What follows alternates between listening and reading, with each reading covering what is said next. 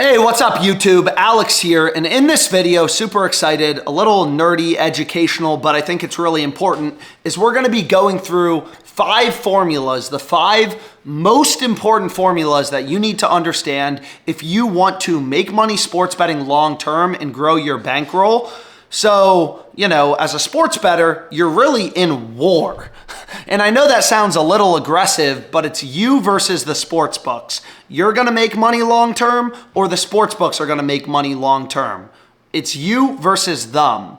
So the same way, if you're going into war, you wanna study the enemy. It's the same thing as a sports bettor. You wanna be educated. These sports books are multi-billion-dollar companies, DraftKings, FanDuel, and if you want to beat them, they have teams of data scientists. You need to be educated. You need to understand these formulas. You need to understand how sports books work. So I've been taking, my sports betting pretty seriously for about the past 5 years. And you can see in 2022, 2023, 2024, I made over $100,000 profit each year betting on sports. And when I really started to take my sports betting seriously, I spent hundreds, if not thousands of hours researching how do sports books work, the math behind sports betting. And in this video, I really think I'm going through the 5 most important things that you need to understand if you want to make money long term. So without further ado, let's kind of get into it.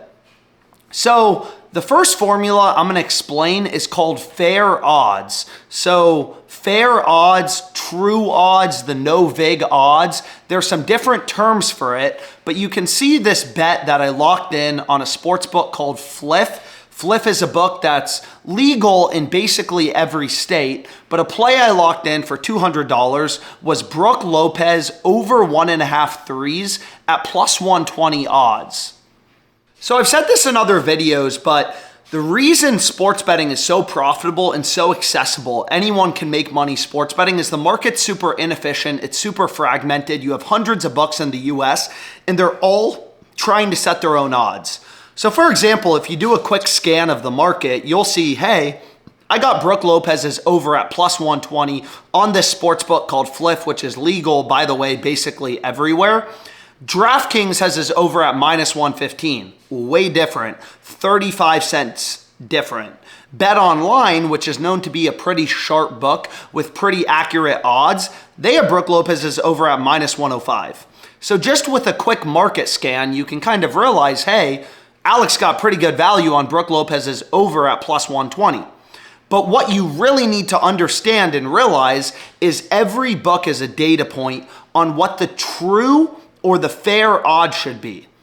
So what do I mean by that? Right? Like if you think about how does a sports book make money, it makes money by charging a spread called the vig.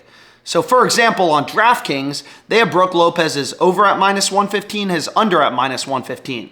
So let's say I like the over and I bet this on DraftKings, 115 to win 100. Now I realize I could get much better odds on Fliff, but let's just say I play the over for 115 on DraftKings, you like the under and you play the under for $115. We're both betting $115 to win 100 in profit. So if Lopez goes over or under, DraftKings is gonna make $15 in profit, right? If Lopez goes over, I bet is over at minus 115 to win 100. So I'm gonna profit $100. I'm gonna take $100 from DraftKings. You're gonna lose $115. So DraftKings nets 15 bucks. So essentially, all books make money by charging this spread called the vig. It's kind of like if you think about traders or Wall Street, right? Like a stockbroker. How a broker makes money is they say, hey, I have this stock and I'm trading this stock. I'll buy it at $9 or I'll sell it at $11. So you go to the broker. If you want to buy the stock, they'll say, okay, I'll sell it to you for $11. If you want to sell the stock, they buy it for $9. So the goal of a broker, I used to be a trader, which is why this is kind of second nature to me. But you buy it for $9, you sell it for $11 as a broker, you make $2 in risk-free profit. But from my market, I'm buying the stock at $9, I'm selling it at $11, hey, if he's buying it at 9, he's selling it at 11, this guy probably thinks the stock has a fair price of $10. So that would be called the fair price of the asset. And this is exactly what I learned as a trader. If you become a trader on Wall Street, you start learning about this type of strategy, what you realize is markets tell you fair value. So DraftKings, for example, they have Brook Lopez's over at -115, his under at -115. They're giving you the same odds on his over and his under. So essentially, DraftKings is telling you, we think he's equally likely to go over or under, right? They're giving you the same odds on the over and the under. So they're saying, hey, Brook Lopez is 50% to go over, he's 50% to go under. They're giving you the same odds on the over and the under, so you can kind of infer they're saying both outcomes, his over and his under, are equally likely.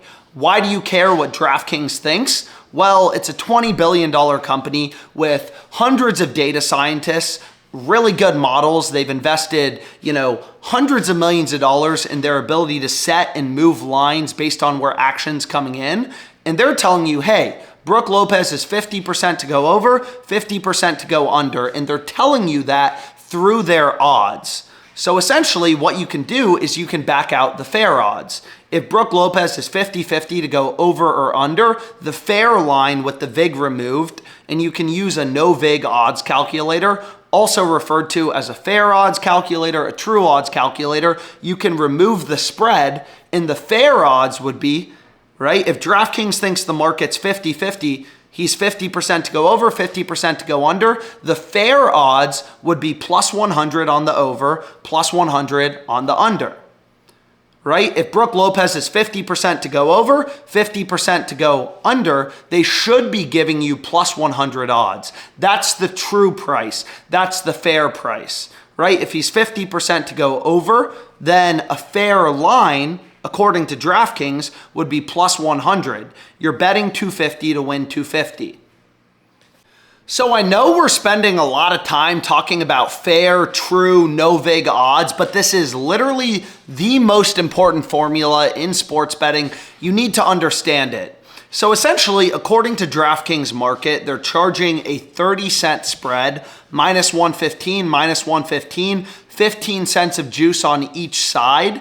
The fair line with the VIG removed, the midpoint, is +100, right? That is the fair odds. That is what DraftKings believes the true line is before they juice their market, right? And you can think about that. That would be fair. Let's say I bet $100 on the over at +100. You bet $100 on the under at +100. One of us is gonna win $100, one of us is gonna lose $100, and the sportsbook will make no money. That's the fair odds. So essentially, through DraftKings Market, -115, -115, you can see, hey, the fair odds, what DraftKings truly believes this should be priced at, is +100, +100. +100 on the over, +100 on the under. That is what the true line is.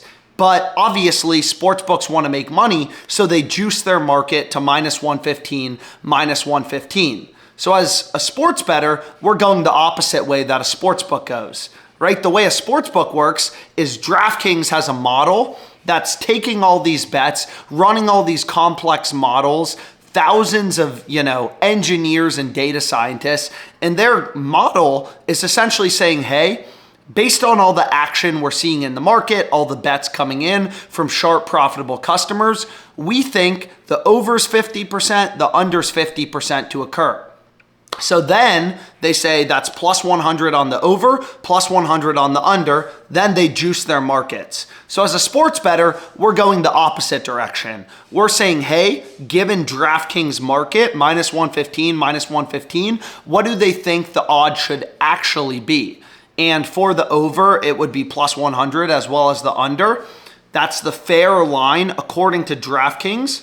We're getting +120, which is better odds than the fair odds, right? The fair line, according to DraftKings, is +100. We're getting on Fliff +120, so this bet is positive EV, profitable, positive ROI. DraftKings believes the true odds should be +100, and we're getting +120 on Fliff. So essentially every book is a data point. So DraftKings is our first data point, right? They have this minus 115, minus 115. The fair line with the VIG removed would be plus 100 odds. We're getting better odds on Fliff, plus 120 than the fair line with the VIG removed. So according to DraftKings, this bet on Fliff is super profitable. But again, you have hundreds of sportsbooks setting lines, hundreds of multi-billion-dollar companies running these complex models to spit out their markets.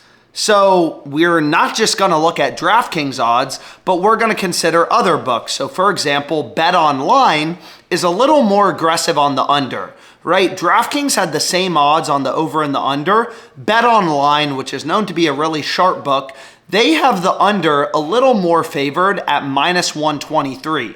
However, once again, you use a no vig fair odds calculator. Bet Online has a 28-cent spread, minus 105, minus 123. So that's a 28-cent spread. You remove the vig. The fair line is plus 107.69, plus 108.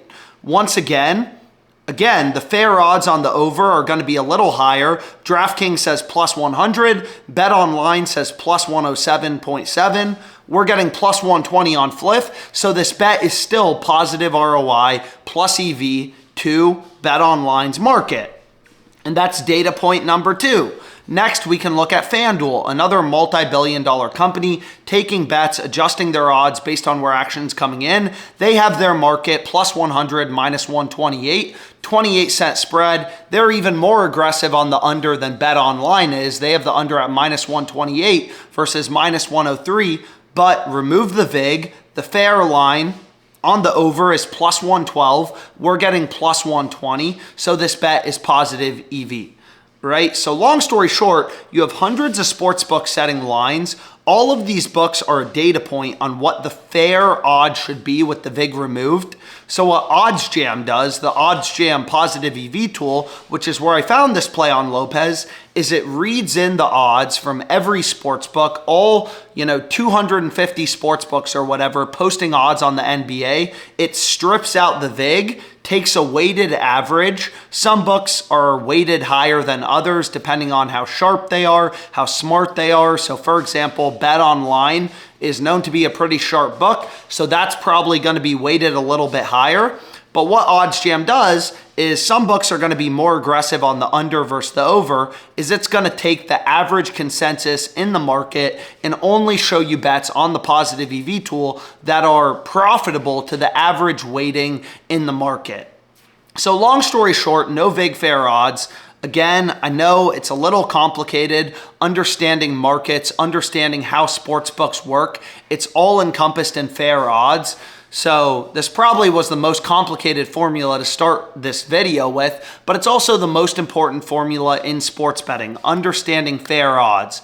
All that a profitable bet is a bet where you're getting value above the true odds.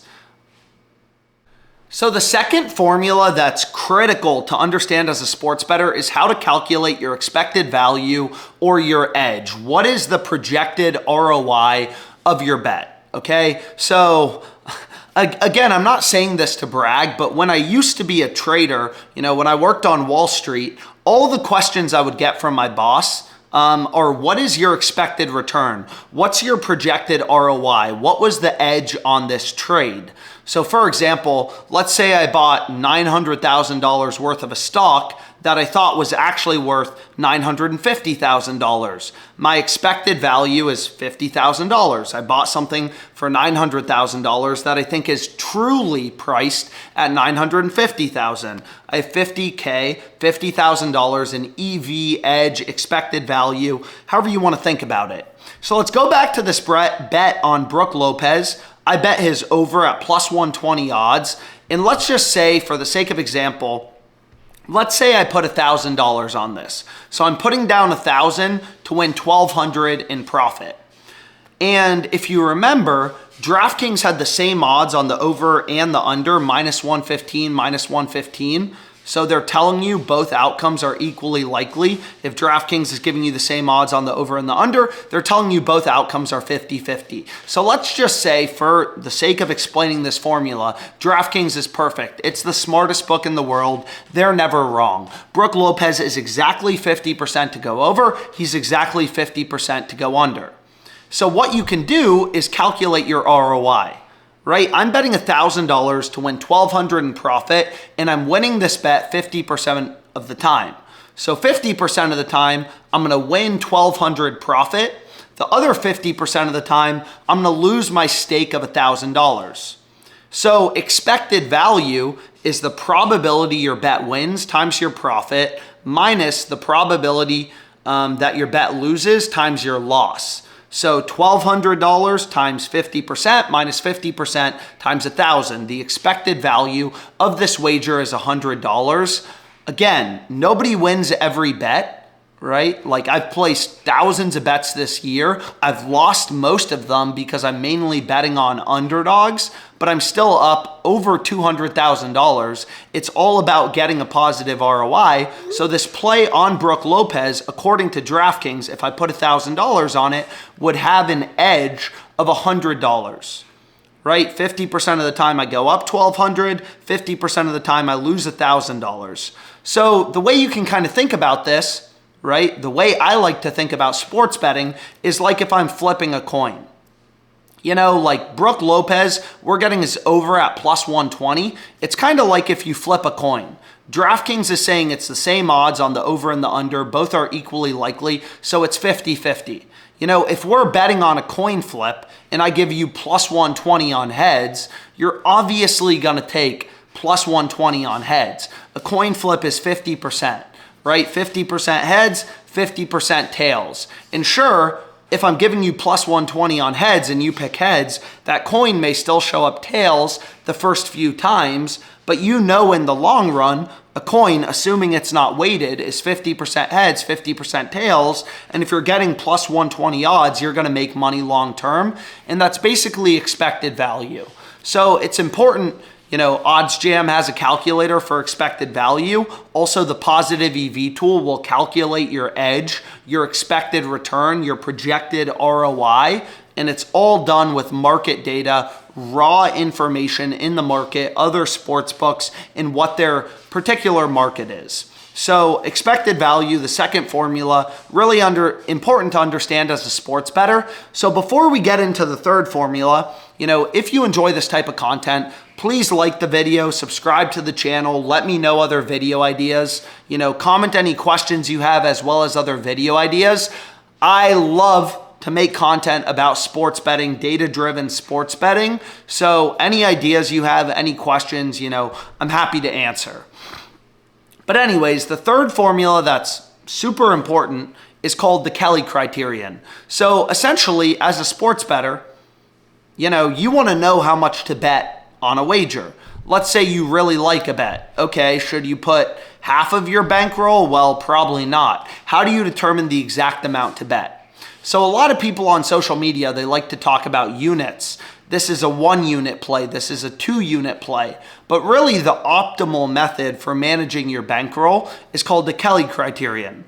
So what this does is essentially a Kelly calculator. You put in the odds you're betting at, the probability of your bet winning, the perceived probability of your bet winning, and this tells you how much to bet. So for example, on this play on Brook Lopez, let's say we think this over is winning 50% of the time. We think DraftKings has the correct prices, right? DraftKings, it's a multi-billion-dollar company. They're really good at setting lines. They have teams of data scientists. They're taking wagers. They have access to flow. They're seeing all these bets come in to the market and adjusting their odds accordingly.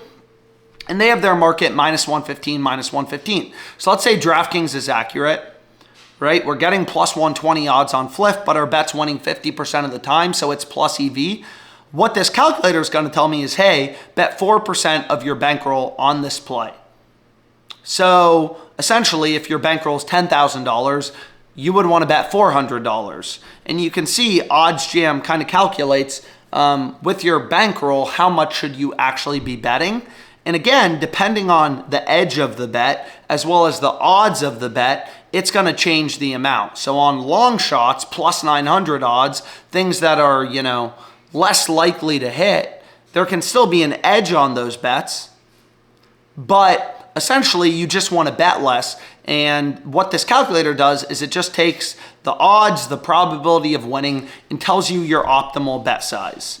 So long story short, as a sports bettor, again, I really want to stress this. Nobody knows the future, right? If you look at Eagles, Bengals, this is a football game for Sunday.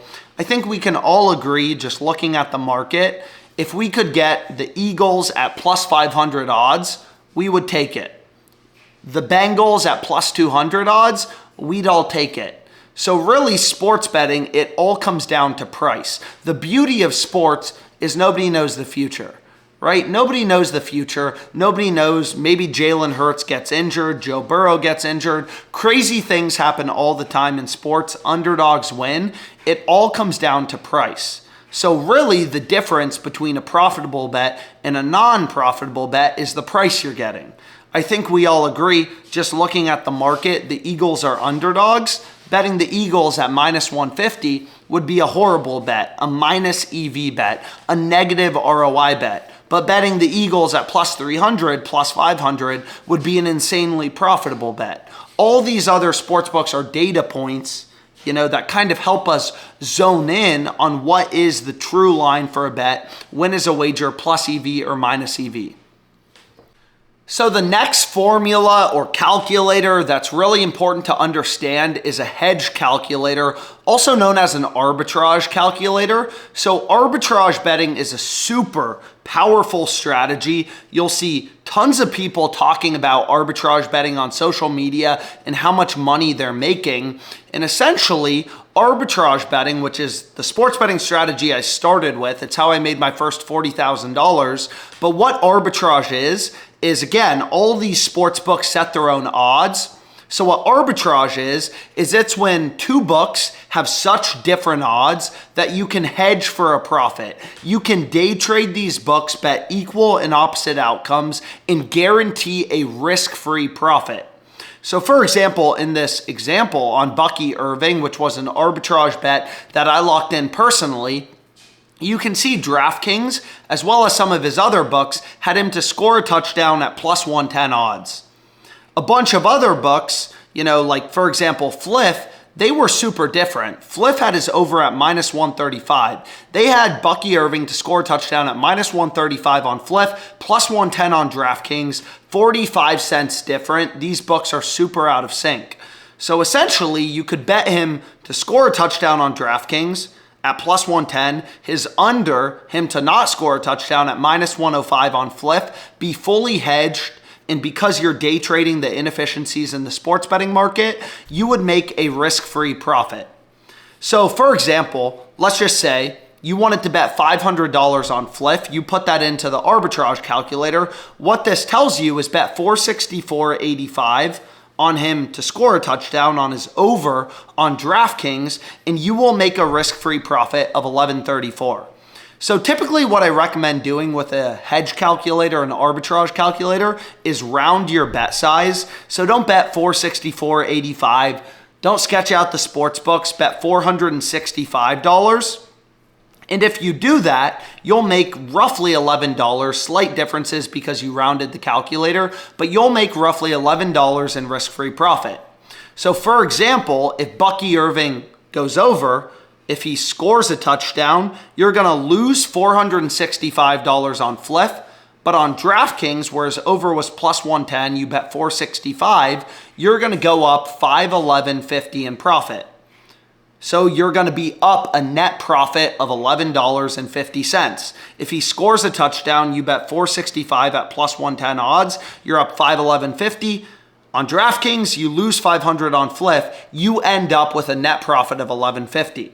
On the other hand, if he goes under, if he doesn't score a touchdown, you lose $465 on DraftKings. You bet his over at plus 110 odds for $465, so that bet loses. But on Fliff, you make $476.19, which is just $500 bet at minus 105 odds. So you end up roughly $11 again in net profit.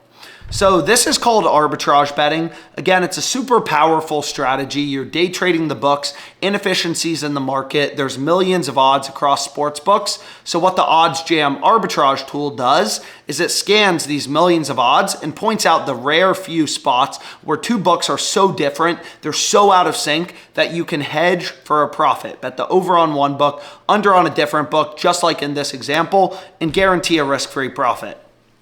So the final formula I think is really important is an odds converter calculator. Okay, so essentially a lot of sports books now in the US, I don't know why, but they put their odds in decimal format or payout format. So you can see this book right here called Parlay Play, which I use pretty often. And there's other books that put their odds in decimal odds or payout format like Sleeper, Chalkboard, is they have Nikita's over. His over 2.5 shots on goal, they have at 1.66x. So you may be thinking, if you bet on FanDuel DraftKings, what does that mean? Basically what it means is betting 100 to win 66 in profit, 100 to win 166, or 66 in profit, so minus 151 odds, right? So essentially what an odds converter calculator does is it takes the odds in one odds format, decimal odds, or payout format, and converts it to American odds, which is valuable because then you can compare the odds on these, interesting decimal payout format websites to traditional sports books like DraftKings and FanDuel. So for example, in this example on Nikita, right, I played his over 2.5 shots on goal at 1.66x, which means minus 151, which actually looks like, really good value. You can see Pinnacle, which is known to be one of the sharpest, smartest sports books. They have Nikita's over at minus 190. We're getting minus 151. So an odds converter calculator just takes the odds in decimal format, payout format, converts it to American odds and vice versa, so you can compare these books side by side. So there's a bunch of other formulas. For example, there's a VIG calculator, a hold calculator, which essentially takes a sportsbook's market and shows you the hold or how much spread they're charging. So for example, the traditional point spread is minus 110, which means the sportsbook is expecting to make 4.76%. Right? So what a hold or a VIG calculator shows you is if equal action comes in on the over and the under, let's say the over and the under are minus 110. If the sportsbook, takes $500,000 in bets on the over, $500,000 in bets on the under, again, these books are constantly adjusting their odds based on where action's coming in from sharp, profitable customers, lineup news, stuff like that. But basically, if the sportsbook collects $1 million in bets, how much are they expected to make? So obviously we want to bet on books with low hold, low VIG, right? More spread for the book means the book is harder to beat because they have more juice, right? We prefer books with minus 110 over books with minus 120, minus 120 spreads. So basically a VIG calculator, which OddsJam has a calculator for, just shows you how much are these sports books ripping you off, right? How much hold are they charging? But anyways, we went through a ton of information in this video, maybe a little too much, but I hope you found it helpful. Before I started getting into sports betting, I never made content. So I really hope you enjoy these videos on data-driven, profitable sports betting. If you have questions, drop them in the comments. If you have video ideas, drop them in the comments. I'm always looking for new good content to do. And thank you so much for your time. I obviously really appreciate it.